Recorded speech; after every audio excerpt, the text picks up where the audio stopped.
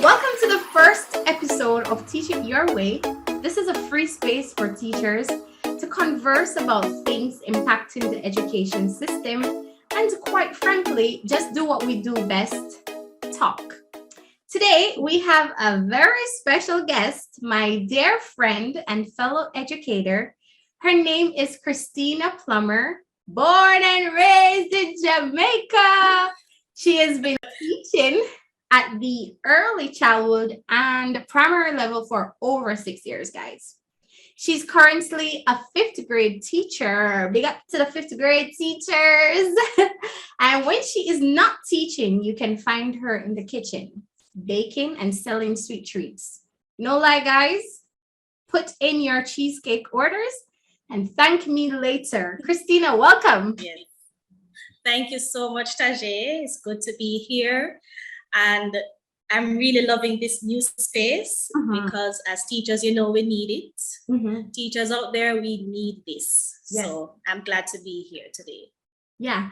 So today, guys, we're going to be discussing a very important topic, work-life balance. Trust me. We need to talk about this. We need to talk about work-life balance, especially as teachers. So, Christina, in a nutshell, give us a synopsis.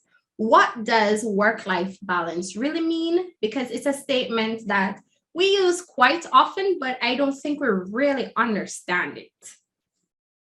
Listen, I still don't fully grasp it because as teachers, we overwork ourselves. And to find that balance is sometimes very hard, but we have to find that balance because we'll find ourselves feeling burnt out, Yeah. And we have little ones in front of us. Some of us have big ones in front of us, and they feed off your energy. So if you don't have that balance, then know that you're stressed and teacher is upset all the time. You don't want to give off that energy. So with that being said, I'm no expert, but what I've come to understand is that work-life balance is, yes, you have work here, which is our professional life, and we have another part of us, which is our personal life. And the same amount of energy that you give to your work, we need to give to ourselves as well. So since we know work puts food on the table, work takes up so much of our time,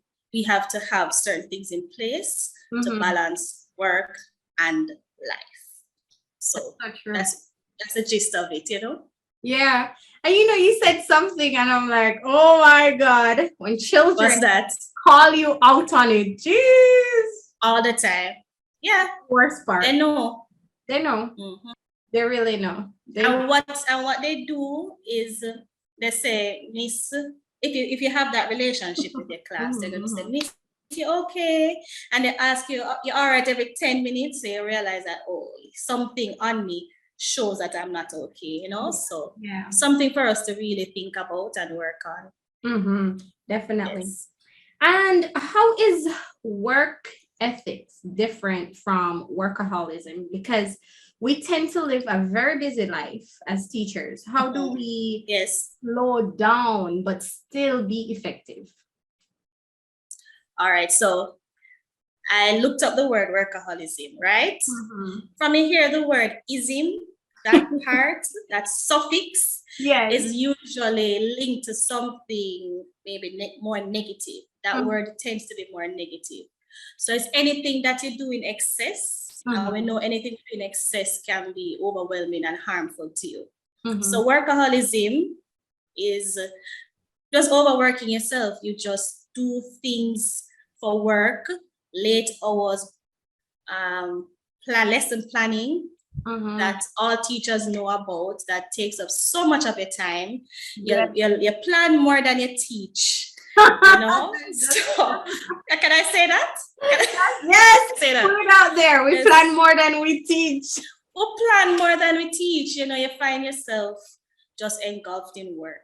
And work ethics is a thin line because there are many elements to work ethics. And this is not me being an expert, as I said before, but just from research and, talking to other teachers, because this is a teacher podcast, realize that there's some qualities you want to have as a good teacher, right? Right. So we want to be disciplined because it teaches students to be disciplined. That's true. You want to work with your colleagues and have a healthy work environment. Mm-hmm. You want to have a sense of responsibility, meet deadlines. But in doing all of this, it can cross over into workaholism where we don't know when to stop.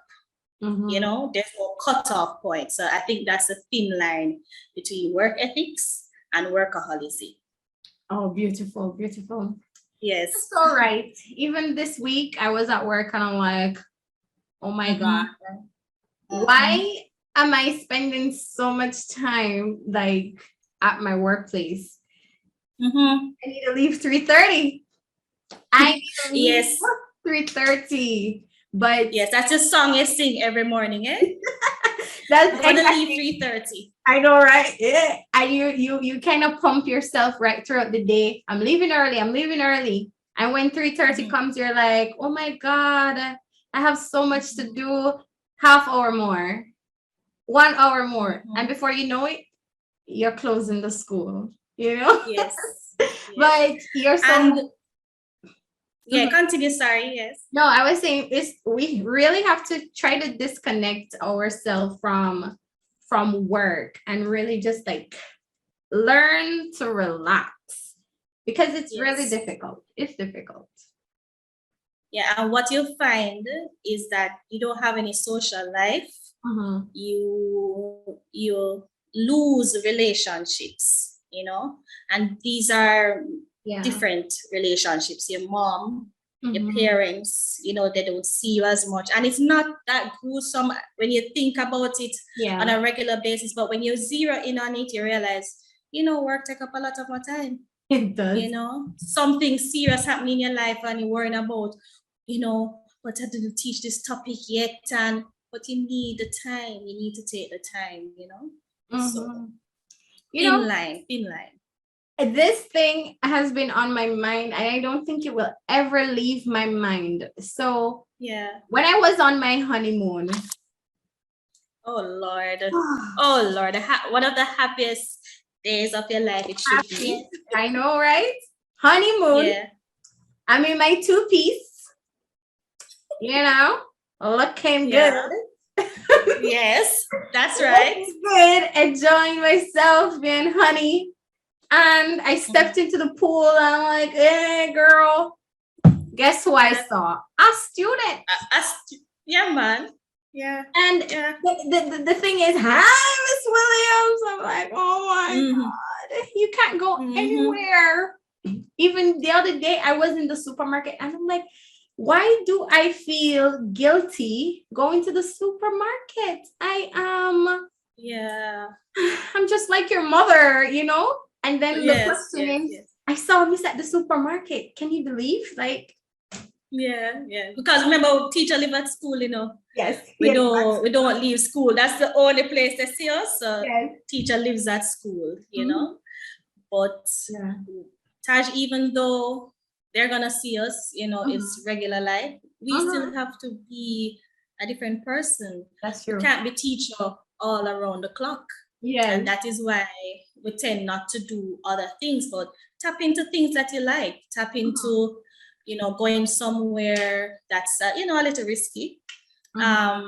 Go somewhere that you get quiet time. Yes. You have to go to the supermarket, You have to go even in a little shorts. Even a little short, you say hi, and you keep it moving because teachers have to realize that we have a personality outside of the classroom. Yeah. And we have to embrace it because when you don't embrace it, you feel like you're boxed in and you feel as if you only have to be Miss Plummer or Mrs. Williams. Yes. And that shouldn't be the case. That shouldn't be the case. It shouldn't be. This is probably, unrelated to what we're talking about, but probably can be related. What? Typical teachers. Okay. Our brain just ticking so many different ideas at once. Like parents view us just like the children view us also. Like they're surprised to see us outdoors doing things. They're surprised to see us actually having a life outside of school.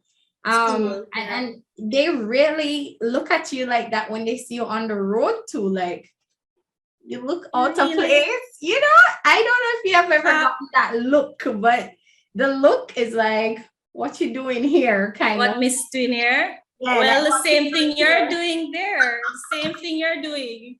Shopping and drinking something or having a date night. The same thing they're doing. To be honest, when I meet with parents, it's usually good energy. Yes. I have some parents who hide, like the kids What? will say, "Hi, Miss Plummer, I don't get to disturb you, gone." And it's usually good energy from the parents. For those who don't have good energy, I don't give it much of my energy. You know what I mean? I like that.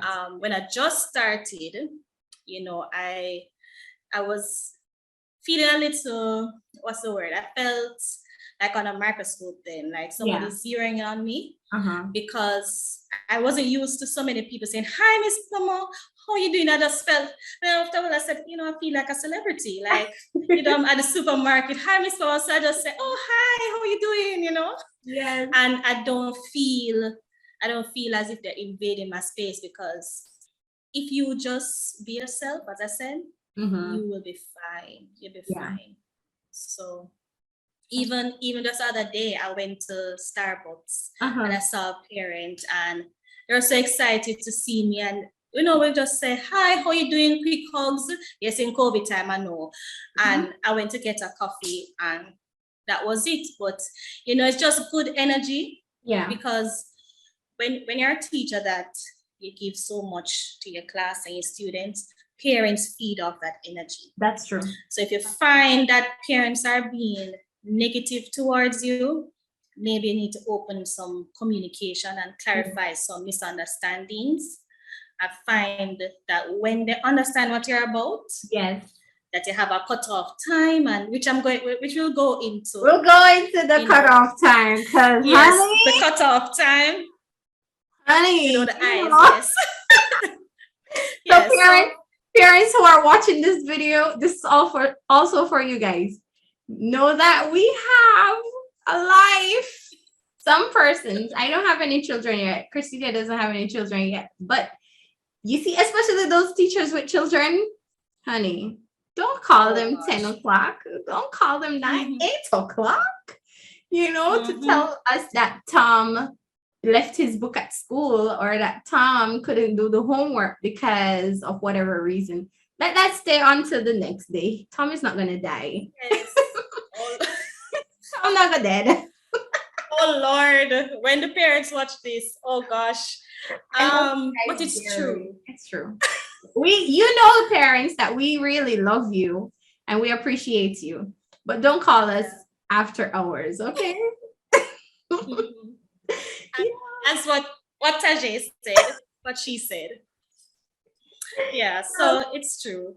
So as teachers, how can we really achieve that work-life balance when our job, I know you kind of touched on this a little, our job really seem 24/7. It feels like we have no rest, even though, I'm gonna put this out there, people in the private sector or public sector, as a matter of fact, think that we get a lot of holidays, so we really shouldn't be complaining.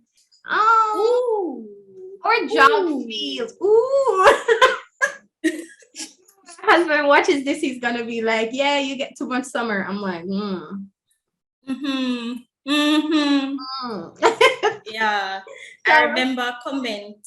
Yes, I remember a comment. As you said that, I just remember a comment when we were having a meeting, and a teacher said that we need mental health days and we need mental health check-ins, you know, just to check in with each other, because we're good at "hi, good morning" and gone. Yeah. When we are dying on the inside.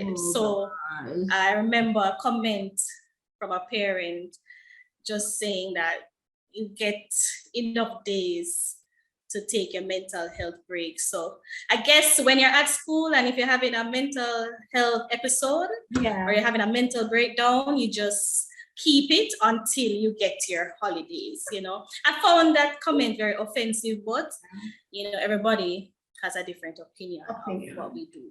That's true. That's true. So our job really just seemed 24/7. And really truly, like, just this past Friday, I just said, look, I'm going to do my lesson plans from Friday evening. So I just stayed at school like extra late and completed the lesson plans, uploaded them, sent them off to print. And then Friday night, I'm gone on a date.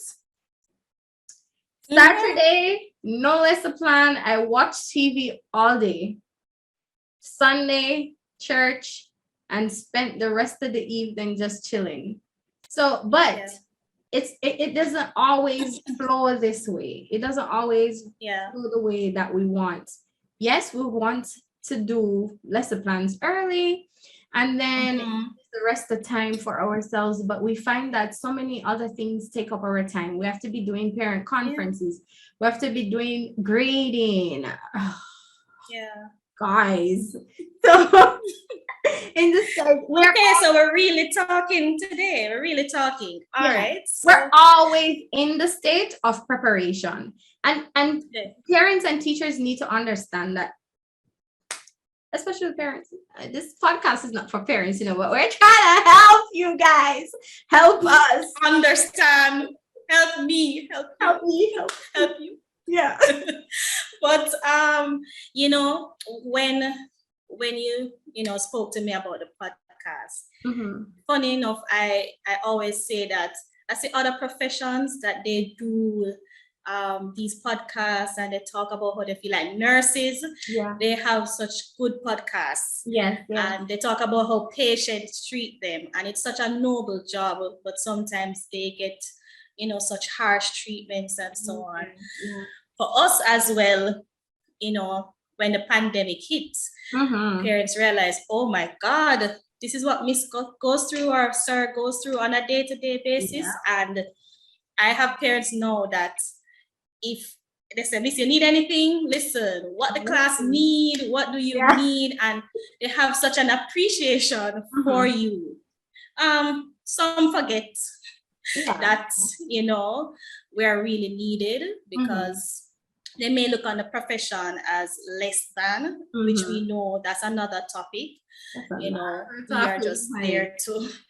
We'll go there. Pay you, so just keep your mouth closed and get the work done. But when you have healthy relationships, trust me, your relationship with your students and your parents will just improve if everybody just do their little part.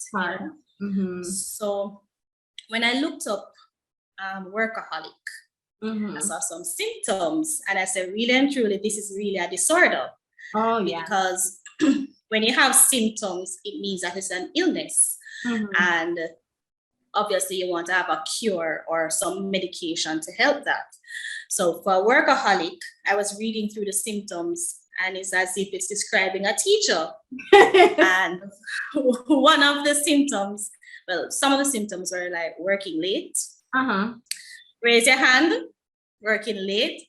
Constantly checking emails and messages. Even on your holidays. And lack of sleep. So all of those, we check the box. And if other teachers are watching, check your boxes. Go, guys. Just check. And check your box. That is us. That is basically us in a nutshell. We overexert ourselves, and we say that because it's a selfless profession. We have to do all these things.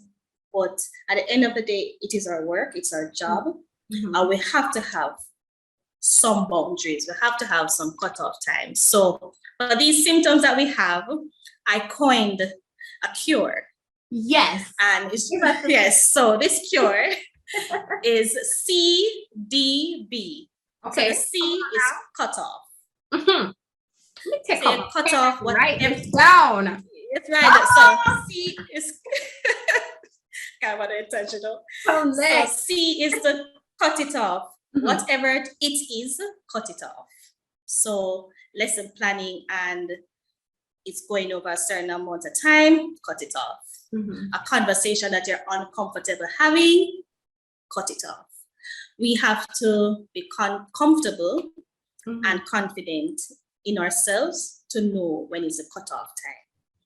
Wow. So what I've done recently, so it's still a work in progress. Definitely. I have decided that after 7:30, depending on the day, I do not answer calls Right. that is work related. I believe that if I'm home or wherever I am, I shouldn't be getting a call to say, Miss, you know that Susie leave her shoes at school. The shoes will be there when we go the next day.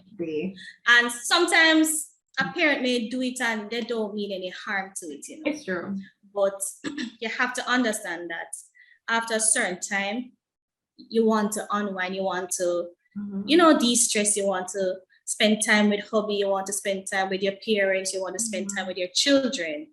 I hear teachers complain all the time that they don't have time for their kids, and you give yourself to other people's children on a day-to-day basis. So you have to make some time, you know.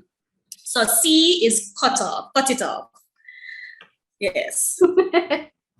So the next one is D. And D is don't bring it home. What? Don't bring it home. Don't bring it. Yeah, man. So we know us as teachers, we have to mark this, we have to make something, we just always have to do something, but work is work and home is home.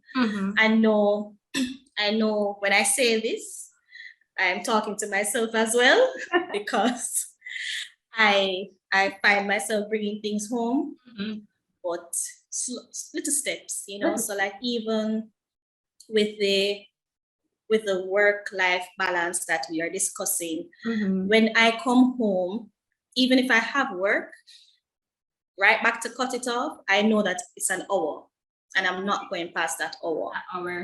Or it's a day out of that week that I take home work. So last 2 weeks, only on a Thursday I bring home work. Okay. And there's a solid reason. My children, I really want them to improve their writing. And to mark a writing piece takes time. You can't do that at school. Yeah. So I do that on a Thursday, zero in on their writing so I can give them feedback when I see them for the next session. But that's the only time I carry home work. Most times. So don't bring it home. Yeah? Don't bring it home. And I know you, Taj, when I look at Taj status, Taj bring home, yes, Taj join you out. She's making something. And that is our creative side, but you have to cut it off. You have to cut it off, Taj. I'm going to take your advice. One day. One day at a time. So that is C, D, and the last one is B. So C, D, B. And B is, I have to look. B is set healthy boundaries. Boundaries, man. So boundaries, that's the key word. I would just touched on it.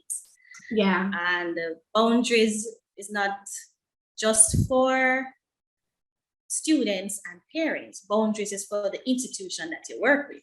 The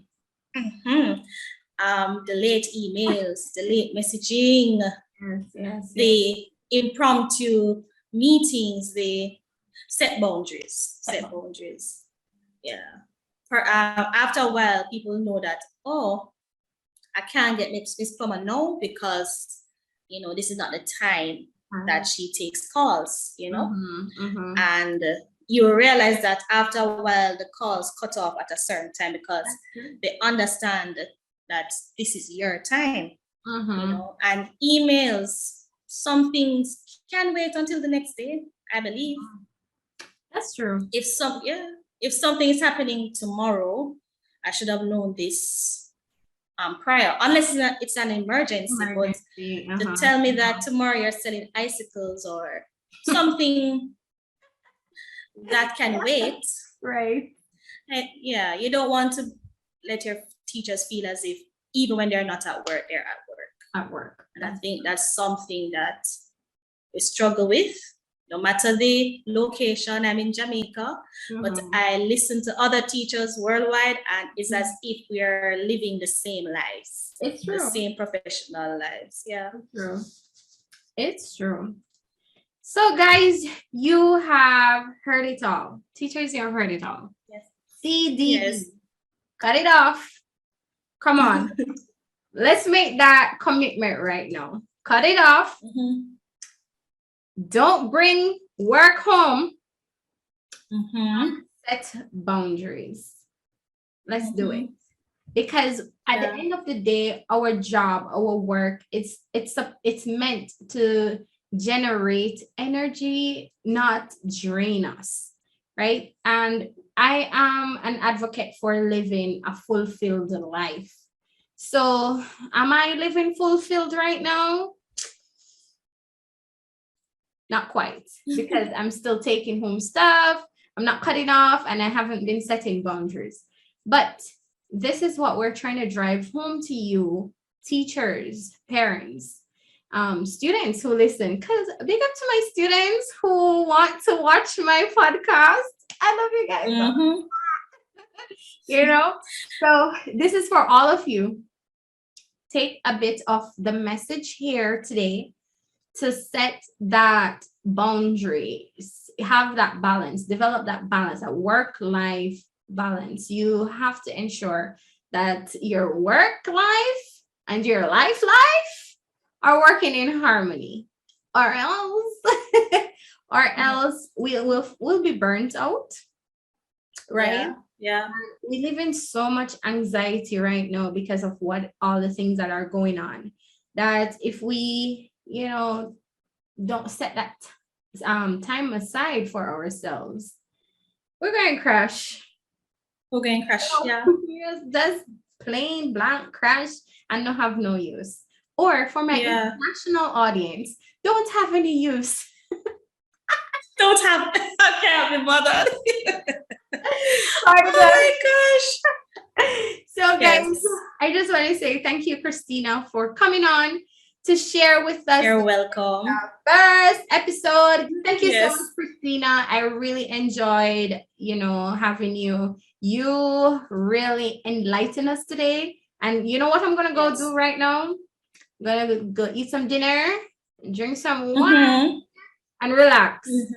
No work. And relax. Yes, girl. No work. I brought home the papers, but I'm not touching them until tomorrow. Good. That is, cut it off, setting boundaries. Yes, you're working through your symptoms. It's something that is not gonna happen overnight.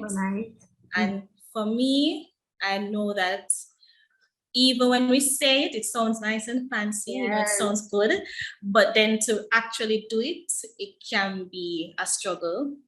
But anything that we do in life, if you integrate it little by little, you'll find that it becomes a part of you. It becomes a habit. So we'll be fine. We just need to take it one step at a time. Yeah. There we have it. So guys, let us not just live a busy life, but a fulfilled life. Thank you so much for making it Teach It Your Way podcast, right? Where we impact people and we talk about things happening in the education system and just talk. So thank you and see you next time. Bye. Bye.